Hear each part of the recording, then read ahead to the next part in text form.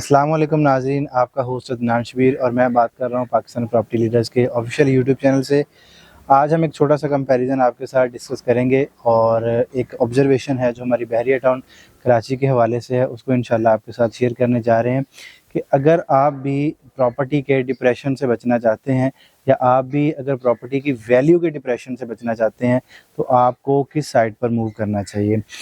इससे पहले लोगों की जो प्रैक्टिस थी बहरिया टाउन कराची के अलावा, जो लोगों की प्रैक्टिस थी, हमेशा लोग जो थे वो हॉरिजेंटल प्रॉपर्टी यानी जिसे हम घर का नाम देते हैं या विलास या मकान का नाम देते हैं, लोगों की उस हवाले से प्रैक्टिस थी। अगर हम कराची सिटी की बात करते हैं या हैदराबाद सिटी की बात करते हैं तो नो डाउट वहाँ पर भी आपको हाई राइज देखने को मिलते थे, लेकिन एक गेटेड कम्युनिटी के अंदर आपको जो है वर्टिकल प्रॉपर्टी वो कम देखने को मिलती थी। आज हम इस चीज़ को लेकर डिस्कस करेंगे कि अगर आप एक इन्वेस्टर माइंडसेट रखते हैं और इस इन्वेस्टर माइंडसेट के साथ आप बहरिया टाउन कराची में इन्वेस्टमेंट करते हैं तो इन्वेस्टमेंट करते वक्त क्या आपको मकान में ज़्यादा प्रॉफिट होगा या जो है अपार्टमेंट उसमें ज़्यादा प्रॉफिट होगा। और फिर इन दोनों का जो है ना वो डिप्रेशन भी देखेंगे कि जब इनकी वैल्यू जो है उनमें थोड़ा सा डिप्रेशन देखने को मिलता है, वैल्यूज़ कम होती हैं, तो आया अपार्टमेंट की वैल्यू कम ज़्यादा होती हैं या जो विला है उसकी वैल्यूज़ कम होती हैं।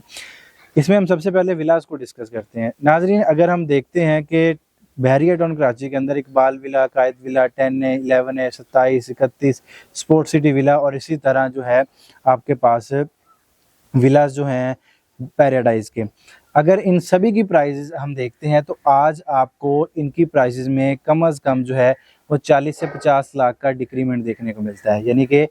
चाहे वो 10 है या 11 का विला है, 31 का, 27 का विला है, स्पोर्ट सिटी विला है या पैराडाइज विला है, तो इनकी कीमतें पैराडाइज विला में बहुत ज़्यादा जो है वो आपको कीमतों में कमी देखने को मिलती है। तो आज आपको मिनिमम जो है वो 4 मिलियन और मैक्सिमम 6 मिलियन तक का जो है वो यहाँ पर प्रॉपर्टी की कीमतें जो है वो कम होती हुई दिखाई दे रही हैं। तो इसी तरह अगर हम बात करते हैं अपार्टमेंट के हवाले से, अगर आप इन्वेस्टर माइंडसेट रखते हैं तो ये वीडियो नो डाउट आपके लिए बड़ी प्रॉफिटेबल होगी। अगर आप इन्वेस्टर माइंडसेट रखते हैं तो अब अपार्टमेंट की तरफ आते हैं। अपार्टमेंट की बात करते हैं तो प्रेजेंट 19 के अपार्टमेंट को डिस्कस कर लेते हैं। और प्रेजेंट 19 के अपार्टमेंट्स जो है अच्छी मार्केट में आपको 1 करोड़ या 1 करोड़ 5 या 10 की मैक्सिमम 10 की ब्रैकेट में जो था वो अपार्टमेंट देखने को मिलता था, लेकिन आज उनकी कीमतें अगर कम भी हुई हैं,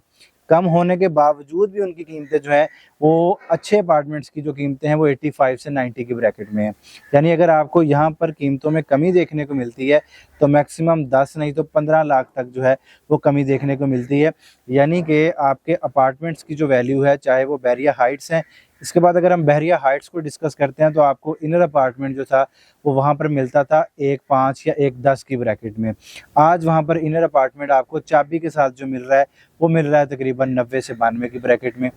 डिप्रेशन आपके सामने है, कितना डिक्रीमेंट हुआ है। आउटर अपार्टमेंट्स की बात करते हैं तो अच्छी मार्केट में आउटर अपार्टमेंट की वैल्यू थी 1 करोड़ 40 या 45, आज आउटर आपको वहाँ पर मिल रहा है 1.15 से 20 के दरमियान। यानी कि जो अपार्टमेंट्स हैं, जो फ्लैट हैं, इनकी कीमतें जो हैं जब मार्केट में डिप्रेशन आता है, कीमतें कम होती हैं, वैल्यूज़ नीचे आ रही होती हैं, उस टाइम पर जो आपके फ्लैट हैं इनकी कीमतें बहुत ज़्यादा स्पीड के साथ नीचे नहीं आती जितनी विलास की बहुत ज़्यादा नीचे आती हैं। नो डाउट जब वैल्यूज़ ऊपर जाती हैं तो विलास की बहुत जल्दी ऊपर जाती हैं। मिसाल के तौर पर आज अगर आपको 10 का विला जो है वो 1.70 से 75 की ब्रैकेट में मिल रहा है, यही विला आपको अच्छी ब्रैकेट में जो था वो 2.25 और 2.30 की ब्रैकेट में भी मिल रहा था। अब इसी तरह जब मार्केट आहिस्ता आहिस्ता धीरे धीरे ऊपर जाना शुरू होगी तो इनकी विलास की कीमतें अगर बहुत ज़्यादा ऊपर जाती हैं तो उतनी स्पीडली फिर वो नीचे भी आती हैं। फ्लैट्स की कीमतें जो हैं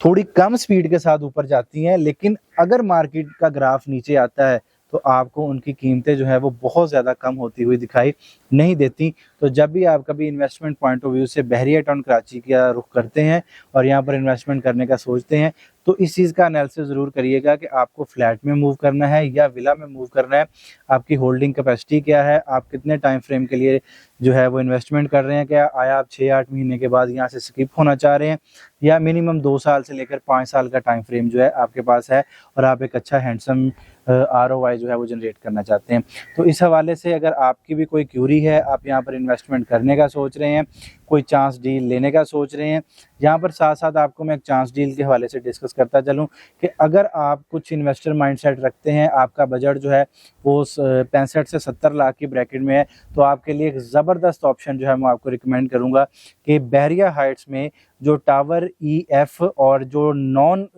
पोजेशन वाले टावर्स हैं, आप उनमें नॉन पेड अपार्टमेंट लें। इंशाल्लाह ये अपार्टमेंट्स आपको बहुत फ़ायदा देंगे। मज़ीद मालूमात के लिए या बहरिया हाइट्स के हवाले से या ओवरऑल बहरिया टाउन कराची के हवाले से किसी भी किस्म की इन्फॉर्मेशन लेने के लिए आप स्क्रीन पर दिए गए नंबर्स पर रब्ता कर सकते हैं। अपना बहुत सारा ख्याल रखिएगा। Thank you so much. अल्लाह हाफिज़।